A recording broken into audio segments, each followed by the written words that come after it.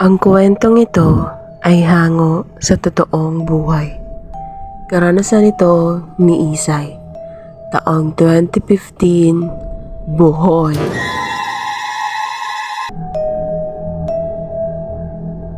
Kumusta ka na, anak? Maayos ka bang nakalipat sa bagong mong apartment? Tanong ng kanyang ina habang nasa kabilang linya ng telepono. Maayos naman, ay. Ito nga at nag-aayos na ako rito. Mabuti naman kung ganun. O siya, mag-iingat ka dyan palagi, ha? Tawagan mo kami kapag may kailangan ka. At anak, yung bilin ko sa'yo, huwag kang makakalimot sa pagdadasal. Bili naman ito sa kanya. Tubong probinsya itong si Isay. Ngunit dahil pangarap niya noon makapagtapos ng pag-aaral sa kolehiyo, napilitan naman ng kanyang mga magulang na pag-aralin siya sa syudad. Kahit kapos ang kanilang pamilya, nagagawa naman ng paraan ng kanyang mga magulang ang matrikula na kinakailangan niya. Upang makatulong at hindi masyadong mabigatan ang mga ito sa gastusin, nag-part-time job naman siya sa isang convenience store. Bale, papasok siya sa paaralan ng umaga at sa hapon hanggang hating gabi naka-duty naman siya sa kanyang pinagtatrabahuan. Minsan pa nga naaabutan siya ng madaling araw kapag matagal dumating ang pamalit niya. Subalit, wala namang problema iyon sa kanya. Bukod sa nadadagdagan ang sahod niya, nakakatulog pa rin naman siya bago siya pumasok sa kanyang klase. 2 buwan nang ganoon ang routine ng kanyang buhay. Akala niya magtutuloy-tuloy na ang ganoong pamumuhay niya. Aral at trabaho lang. Ngunit nag-iba ang takbo ng kanyang buhay nang meron siyang mapansing kakaiba sa apartment na kanyang tinitirhan. Tuwing uuwi kasi siya roon tuwing hating gabi, meron siyang nasisipat na isang lalaki na palaging nakatayo sa gilid ng hagdan. Sa tuwing nakakasulubong niya ito, niningitian lang siya nito habang siya naman ay tumatango rito, pagpapakita na rin ng respeto. Kapag nasa taas na siya ng hagdan, nakikita niya iyong pumapasok sa unang kwarto na nasa likod ng hagdan. Ang ipinagtataka niya ay tuwing alas 12 hanggang alas 3 ng madaling araw niya iyon palaging nakakasalubong. Iyon kasi madalas ang oras na nakakauwi siya sa apartment niya. Isa iyong 3-story na apartment. Sa pagkakaalam niya, matagal na rin iyong nakatayo. Kitang-kita rin naman dahil ang mga pintura ng building ay halatang luma na at hindi na pinag-aksayahang i-renovate pa. Nasa pangalawang palapag ang kwarto na kanyang inuupahan. Kaya naman akyat baba talaga siya palagi roon. Sa pangalawang palapag naman, merong 10 kwarto ang naroroon. Ganoon karami ang kwarto kada palapag ng building na yon. Balik na tayo sa kwento. Nakauwi lang niya at alas 3 na rin ng madaling araw. Matutulog na sana siya, subalit meron siyang narinig na mga kalabog sa labas ng kanyang kwarto. Hindi rin siya sigurado kung sa labas ba talaga ng kwarto niya o sa ilalim ng kwarto na kanyang inuupahan. Iniisip niyang baka nagkakasiyahan lang ang mga ibang nakatira sa apartment na yon, kaya hindi na lang niya pinansin. Subalit sa katagalan ng kanyang pakikinig, tila iba na yata ang naririnig niya. Merong umiiyak at sumisigaw. Boses ng isang babae. Nagmamakaawa. Dahil sa takot niya, nagtalokbong na lang siya ng kumot hanggang ulo. Pumikit siya at nagdasal ng taimtim hanggang sa makatulog siya. Akala niya tuwing madaling araw lang niya iyon maririnig. Subalit nang minsang wala siyang klase, buong araw lang siyang nasa kwarto niya. Naglilinis at matutulog lang sana ang gagawin niya. Ngunit meron siyang narinig na yabag sa labas ng kwarto niya. Parang may batang tumatakbo at tumatawa pa. Hindi na lang niya ayon pinansin dahil baka anak iyon ng kapitbahay niya na naglalaro sa pasilyo. Pinagpatuloy na lang niya ang kanyang ginagawang paglilinis. Subalit, maya-maya pa, meron na naman siyang narinig na umiiyak at sumisigaw. At sa pagkakataong iyon, malinaw na ang sinasabi ng babae. Tulungan niyo ako. Huwag kang lalapit. Huwag mo kaming saktan.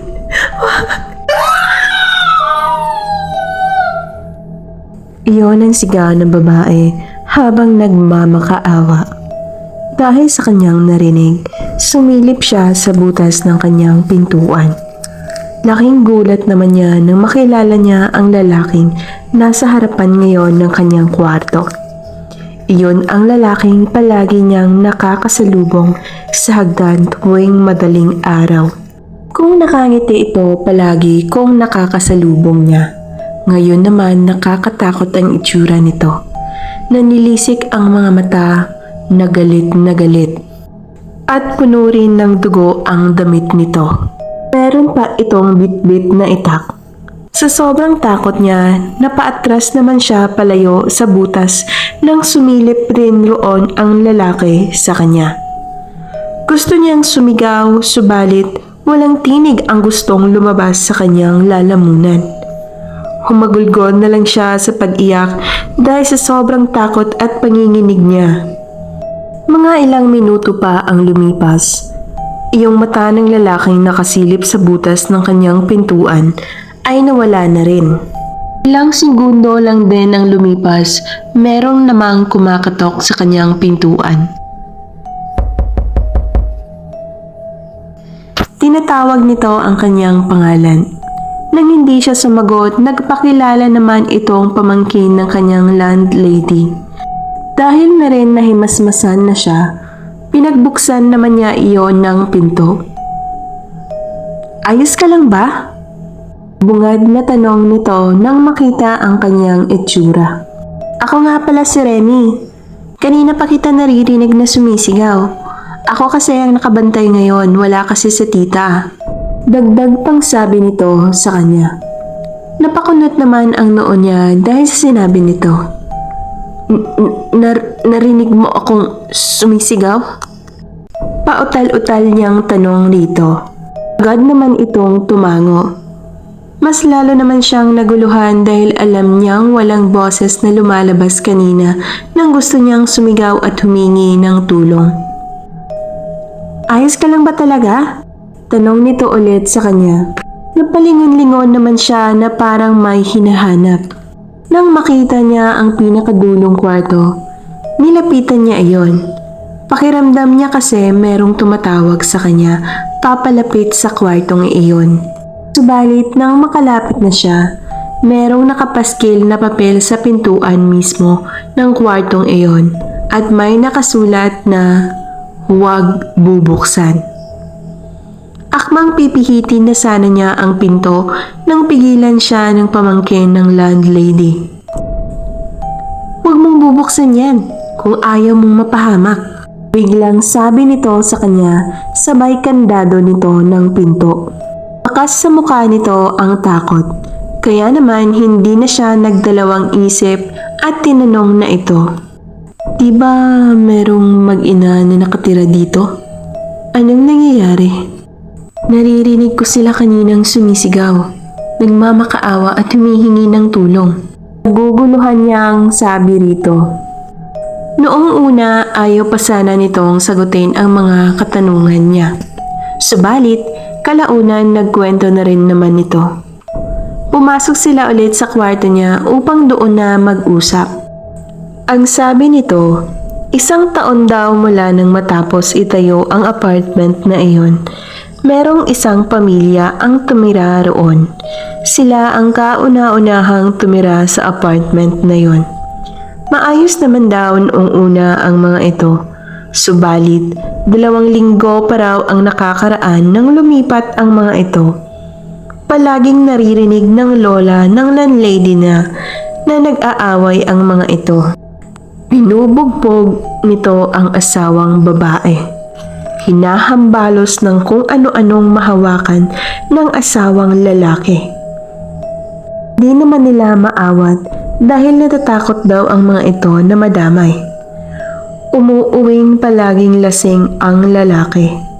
Kapag tumutungtong na raw ang oras ng hating gabi, nagtatakbuhan na raw ang mag-ina kapag nakikita nilang pauwi ang lalaki. Ang sabi pa, meron daw umanong kabit ang babae, kaya doon na nagsimula ang pambubugbog ng asawa nito. Sa tuwing umaalis daw ang lalaki, kinakandado nito ang pintuan sa labas upang hindi makaalis ang mag-ina, o di kaya ay kinakadina nito ang mag-ina sa loob ng kwarto. Hanggang sa tuluyan ng hindi nakatiis ang babae at lumaban na ito. Lumaban ito sa ginagawang pang-aabuso ng sariling asawa. Nang makalabas daw ang mga ito, dali-dali umanong nanghingi ng tulong ang mag-ina sa mga katabing kwarto. Subalit, walang may nais tumulong. Kaya sa huli, naabutan ang mga itong tumatakbo papunta sa pinakadulong kwarto ng pangalawang palapag upang doon sana magtago. Ngunit huli na ang lahat dahil nang mahawakan ng lalaki ang buhok umano ng babae. Pinagtataga daw ito hanggang sa tuluyang mawalan ng buhay. Pinasok naman ito sa loob ang anak na nagtatago upang patayin. At matapos iyon ay nagbigti rin umano ang lalaki. Simula noon, hindi na nila pinapaupahan ang pinakadulong kwarto dahil kung hindi nagpapakamatay ang tumitira roon, bigla na lang daw binapangungot at hindi na nagigising. Palagi na namin kinakandado ang kwartong yon dahil sa masamang nangyayari, sabi nito sa kanya. Kinilabutan naman siya sa kanyang mga nalaman. Maging ang mga balahibo sa kanyang buong katawan ay nagsisipag tayuan. Pero yung lalaki, palagi ko siyang nakikita. Nakakasalubong ko siya sa hagdan. Pumapasok sa... Ngunit, biglang pinutol ni Remy ang iba pa sana niyang mga sasabihin. Naniniwala ako sa'yo. Ang totoo niyan, doon talaga sila nangupahan.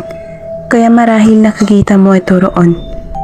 Sagot naman ito sa kanya. Nang matapos ang kanilang usapan, kaagad namang umalis itong si Remy. Siya naman ay natutulala na lang dahil sa kanyang mga nalaman. Hindi rin siya nakatulog ng araw na yun dahil hindi siya makapaniwala sa kanyang narinig na kwento. Subalit, pumasok pa rin naman siya sa kanyang pinagtatrabahuan. Ayaw niyang umabsen sa trabaho kahit na medyo naguguluhan pa ang kanyang utak sa mga nalaman. Ngunit dahil sa wala pa siya sa tamang huwisyo, palagi naman siyang nasisipat at napapagalitan dahil para siyang wala sa sarili. Halos ganoon siya palagi sa trabaho. Hindi na kasi siya nakakatulog ng maayos. Araw-araw na niyang naririnig ang iyak at sigaw ng mag-inang pinatay sa apartment na yun. Para bang hindi siya tinitigilan. Kaya naman naapektuhan na rin ang kanyang pag-aaral at trabaho. Palagi na siyang tulala. Sobrang lalim na ng mga eye bags niya at hindi na rin makausap ng maayos. Dahil sa mga nangyayari sa kanya, ipinaalam ng kanyang guro sa kanyang mga magulang ang nangyayari sa kanya. Kaagad naman siyang pinuntahan ng mga ito at inuwi sa kanilang baryo. Sobra ang pag-alala naman ng kanyang nanay at tatay sa kanya. Hindi pa rin kasi siya makausap ng mga ito. Tulala lang siya at palaging sa malayo nakatingin. Dahil sa mga nangyari, kaagad namang kumonsulta ang kanyang itay sa isang albularyo. Ayon dito, ginagambala raw si Isay ng masamang espiritu. Gusto raw nitong kunin ang kanyang kaluluwa. Manoy, tulungan niyo po ang ano ko. Nagmamakaawang sabi ng kanyang ina sa albularyo. Huwag kayong mag-alala. Gagawin ko ang lahat upang matulungan siya. Sagot naman ito sa kanyang mga magulang. Kaagad namang nagsagawa ng ritual ang albularyo. Meron itong kinuhang garapon. Ang sabi nito, banal na tubig daw iyon. Ipinahid ng albularyo ang banal na tubig sa kanyang noo, palad, siko at sa kanyang mga paa. Matapos iyon, meron itong binanggit na mga buhay na kataga na hindi rin naman nila maintindihan dahil nasa lingwaheng Latin raw iyon. Maya-maya pa, meron nang lumalabas na usok sa bibig ni Isay. Sobrang itim daw ng usok na yun. Ipinasok naman ng albularyo ang itim na usok sa isang garapon walang laman at tinakpan. Nang masiguro ng albularyo na wala nang kawala ang masamang espiritong gumagambala kay Isay, kaagad naman itong nagbigkas ng balik habang nakahawak sa noo ni Isay. Matapos pabalikin ng albularyo ang kanyang kaluluwa, ilang segundo lang ang lumipas, nagising naman si Isay at nagtataka sa mga nangyayari. Nang maalala nito ang mga nangyari, humagulgol naman ito ng iyak at yumakap sa kanyang mga magulang. Wala nang gagambala sa iyo, anak. Ligtas ka na. Salamat sa Diyos. Humihikping sabi naman ng kanyang ina upang tumahan na siya. Matapos ang mga nangyari, hindi na ninais pang bumalik ni Isay sa apartment na yon. Mabuti na lang at merong nagmagandang loob sa kanyang isang madre at doon na siya mismo pinatira sa bahay nito. Kapalit ang pagtulong na rin niya sa mga gawaing bahay. Dahil na rin sa madring yon, naging mas malapit naman siya sa ating Panginoong may likha.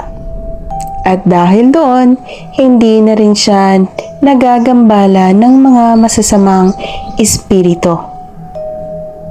Marami pa itong karanasan si Isay pagdating sa mga kababalaghan. Pero bago ko yun ibahagi sa inyo, paki-share at subscribe naman dyan sa channel ko. At kung hindi, sige ka, baka ikaw naman dyan ang gambalain.